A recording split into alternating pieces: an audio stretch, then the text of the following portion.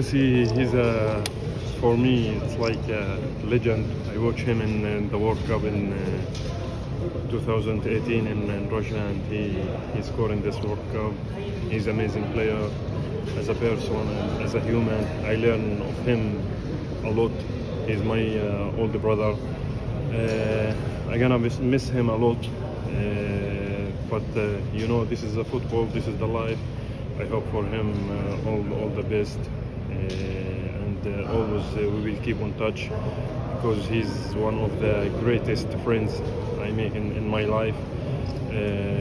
He's a good guy, and yeah, we talked about this last year, and now I cannot without him. I will miss him a lot. So yeah, this is the football, and I hope for him good luck in his future. So after you spoke to Jesse, and then Jesse started crying. Yeah, it was emotional, you know. This is it was like very hard moment on everyone. I was so sad because he wanna leave, but I told you sometimes he have to care about his family, his daughter, his career also. But yeah, we will be friends for our life, and we will keep in touch for forever.